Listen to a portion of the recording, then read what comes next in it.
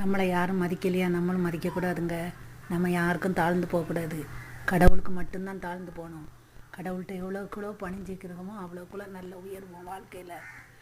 ஒரு வீட்டுக்கு போகிறோம், அந்த வீட்டில் மதிக்கலைன்னா அந்த வீட்டுக்கு எட்டி கூட பார்க்கக்கூடாதுங்க. அந்த வீட்டுக்கு போகும்போது நம்ம அதை இதை வாங்கிட்டு போவோம். அந்த பணத்தை வச்சு வீட்டில் வச்சு செலவழிக்கலாம்.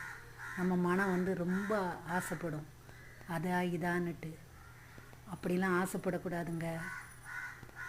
நம்ம என்ன ஆசைப்படுறோமோ அதுதான் கிடைக்கும். அளவுக்கு மீறி ஆசைப்படக்கூடாது. மனசை கட்டுப்பாட்டுக்குள்ளே வைக்கணும். குரங்கு மாதிரி அங்கங்கே தாவ முடியாதுங்க. கட்டுப்பாடாட மனம் இருந்தால் தான் நல்லபடியாக வாழ முடியும். பணம் இன்றைக்கி ஒருத்தன் கையில், நாளைக்கு ஒருத்தன் கையில். பணம் இருப்பவனை தூங்க விடாது, இல்லாதவனை வாழ விடாது.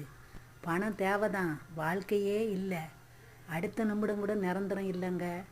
இப்போல்லாம் எவ்வளவுக்குள்ளோ நல்லது செய்கிறோமோ அவ்வளோக்குள்ளோ நல்லது கிடைக்கும். கெட்டது செய்தால் கெட்டது தான் கிடைக்கும். நம்ம